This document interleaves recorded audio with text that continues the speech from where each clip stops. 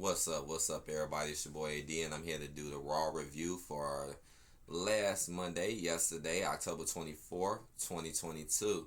The headline for the day was Nikki Cross reemerges to launch a savage attack on Belair and Bayley.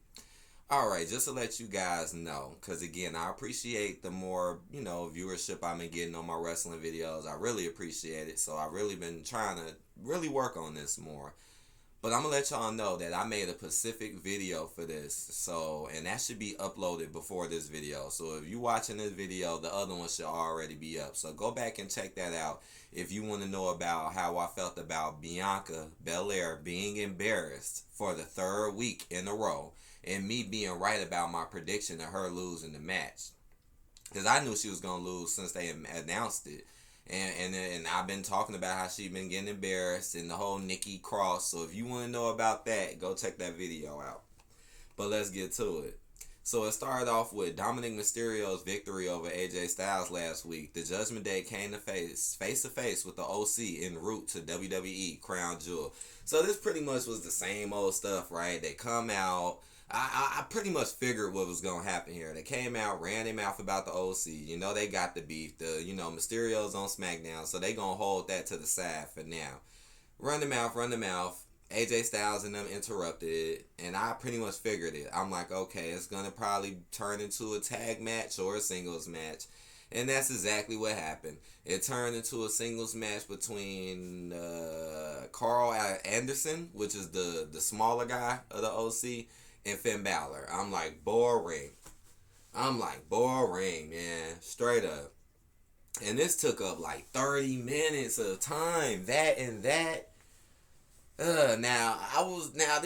was a little bit more unpredictable about who would win, but it's so crazy because whatever I did predict and I got wrong, it turned out to be worse than what I thought. So it's like, damn, it's still effed up. Like for this, I thought maybe they were going to give Carl the win, make him look a little strong going into the pay-per-view, even though they were outnumbered. Even though I've been seeing that lately, I'm like, whenever they got the numbers, you lose. But nope, they ended up losing, and that's worse because y'all basically did the same freaking thing y'all always do. It's so annoying. I mean, that was literally a repeat of last week. 4 against 3. Nobody has nobody to fight Rhea. Y'all win. It's the same fucking shit, and it's annoying. And Rhea body slams the tall guy from the OC, which was a little shocking. I wasn't expecting her to do that. I was like, damn, she body slammed him. But it's still fucked up. Like, it's still not good. Like, come on. So, again, Rhea Ripley doesn't work any real matches, but she can steady interfere as the odd one out and beat up men all day. What's so fucking great about that?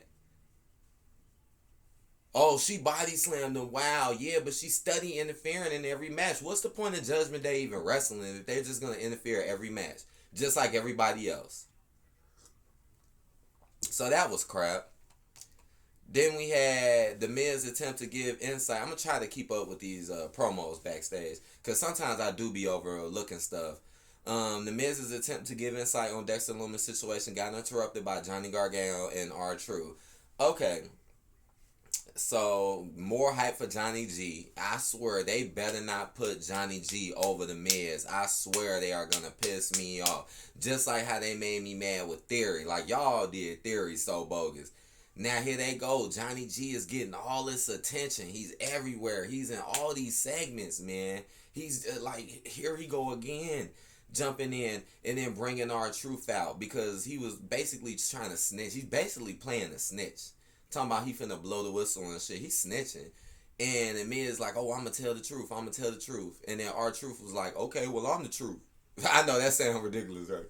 And then Gargano, he basically invited R-Truth out. Now, R-Truth still got the crowd pumped, though, man. He got the crowd going. People still like R-Truth.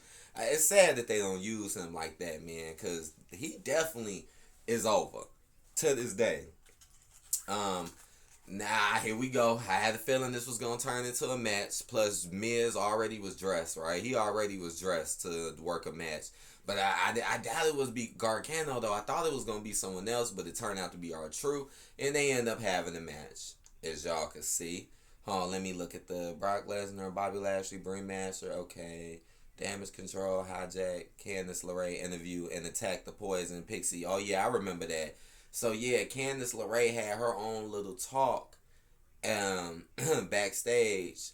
And yeah, Damage Control showed up and they just jumped her and beat her ass. And I actually was like, cool, because nobody never helps Bianca. I was like, man, y'all better not send Bianca in there. Y'all better not, because I done seen Bianca fight everybody and their mama and y'all never help her. But oh, you were sending somebody to help Candice? Nah, good. That I actually was cool with that. Looney Tunes and Bailey. Shit. Then you got Archer. Okay, so now this match, it was a little. I ain't gonna lie. I thought Miz was gonna go over, but it turns out it's even worse than what I expected. No, R-Truth wins, but he wins because Johnny Gargano pops up in the crowd with a hoodie and some gloves on, like Dexter Loomis, with a hoodie and some gloves on, and he thought it was him, and it turned out it wasn't him, and it just surprised him. R-Truth got a quick roll-up victory. So again, I was wrong about this one. But that's worse. That's even worse. Like that. Like Judgment Day beating you up the same way and Rhea doing all that. That's worse. That sucks even harder. R-Truth beating you because of an interference. That sucks. Because Miz has just been getting buried. I like R-Truth. I don't like Gargano. I like the Miz. But then they just been burying the Miz left and right. And from what it looked like, man, they gonna put Gargano over the Miz, man. This is getting ridiculous. What the hell, man? What is their obsession with this Gargano guy? What? Yeah, I remember that. Relive Bailey's volatile rivalry with Bianca. Austin Theory says Mustafa Ali's head is in the wrong place. Yeah, they probably gonna show that next. Yeah, Austin Theory and Ali had a match. I know, kind of random as hell, right? Ain't seen Theory since he lost against Gargano, right? Now, oh man, this had more interference. It did. That the shows are getting whacker. If you keep interfering every match, man. Cause who was it this time? It was. Let me see. As a smoke clear, the Visionary unleashed a vicious post. Right, it was Seth Rollins. Yeah. Okay, now I remember. So Seth Rollins came out before the match even started, got his whole little entrance, even though he was just sitting on the sideline. And so the whole time while they was wrestling, Seth Rollins was basically running his mouth on the mic. And it was moments where Theory was looking like he was finna lose, and Seth was getting up, like he wanted to stop it. He wanted to interfere, like, here we go again. Here we go again. So that's what eventually ended up happening. Seth ended up interfering in some type of way.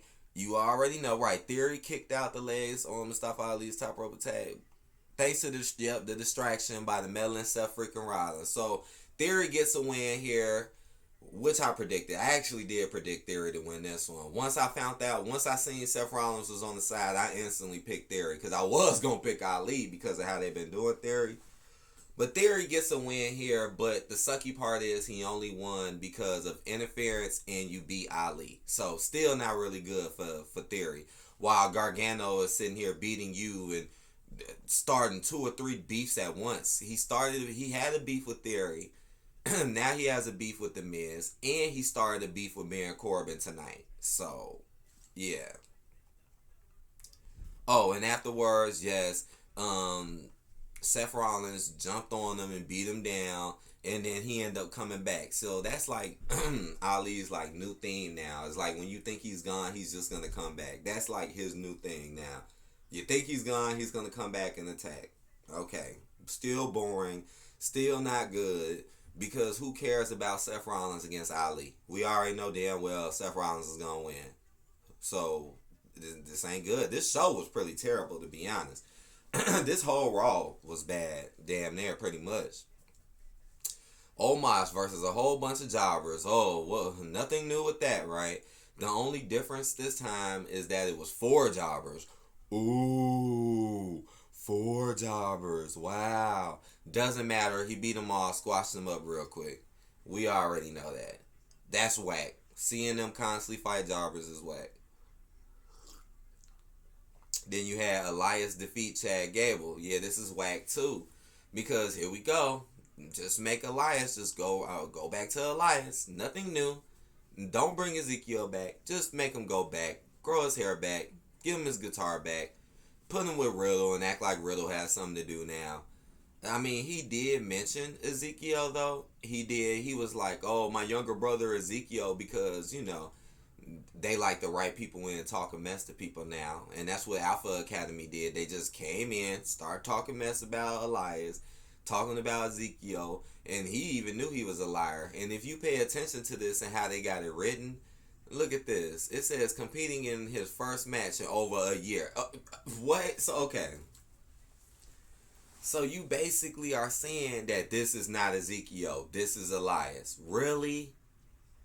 Man, this would be better if y'all would like kept switching them or doing something crazy with them, kind of like what y'all was doing in the past with Ezekiel. I think people liked Ezekiel more than Elias, so, and I did too. So this was not good. I mean, he won, whatever. They tried to jump him. Bro ran in. Nothing really to be excited about. I was getting a couple of these matches last night. I'm serious. I was getting so bored and irritated. I started watching Monday Night Football, man. Straight up. I was coming, I'm like, this is getting a little boring. I'm like, gotta go. Then I come back, when it was at least something a little more. Because a couple of them, like that Omos one, this one, I mean, I know what happened, but then you had Baron Corbin defeat Johnny Gargano. Okay, now this match I watched because I'm still trying to figure out what they finna do with Baron Corbin. And I'm like, now this one, I pretty much figured it. I was like, either Gargano goes over clean or Baron Corbin wins with interference, right? Here we go again, right? I was leaning towards Baron Corbin because I was like, man, I don't think they want to really destroy his little streak. I mean, you just came back, you won your first match, you got JBL with you, so I don't think they want to like mess that up so quickly. But so I felt like they would win because of interference. Do something as an excuse. And that's exactly what happened this match. Now, the only difference between this match, though, was the fact that Johnny G brung it on his goddamn self. Like, a lot of times when people interfere, they just do it, right? They just do it. Nah, this dude actually brung it on himself. He went out, took JBL's hat, put his hat on, and just start dancing. And I know this is weird, but he really did this, man. He took his hat and he just started dancing and jigging and acting crazy. And that kind of, and then JBL got mad, man. JBL got mad, and then he interfered, and that gave basically Corbin the opening to land the end of days and win. So Corbin is 2-0 since he been back. But it doesn't matter, right? Johnny G has still got other stuff coming up. But I'm going to keep an eye on Corbin and what they do with him. And then you had the end. Yeah, then you had the Bayley and Bianca match with the Nikki Cross run in. Oh, man. Well, I made a video about it. So, again, go watch that video if you want to know what I thought about this. And Nikki Cross reemergence. I just knew I was right, though, man. I knew I was right, man. I knew I was right about a lot of stuff I've been saying that's going on, man, when it comes to wrestling. And it's really disappointing me, man. And this show, I'm going to have to, let me see, because this wasn't good. This wasn't good. This was okay. This was okay. Their little thing. This wasn't good. That wasn't good. This wasn't good. This wasn't good. This was okay. This wasn't good. So, yeah, man, it's like a 1.5 out of 5, man. This show just wasn't really doing it for me. And I'm not the only one either. I was looking at other live streams while this be going on, because sometimes I like to hear, other people's opinions. And a lot of people were saying it too, like this show's just average, below average. I give it a 1.5. So I hope y'all enjoyed this one. Don't forget to go check out the Bianca video. I think I talked about some other stuff in there too. I think I talked some stuff about the Usos and stuff. So go check that out, and I'll see you guys for the next one. We got Crown Jewel coming up soon. So definitely will be live streaming that. See you guys later. Peace out.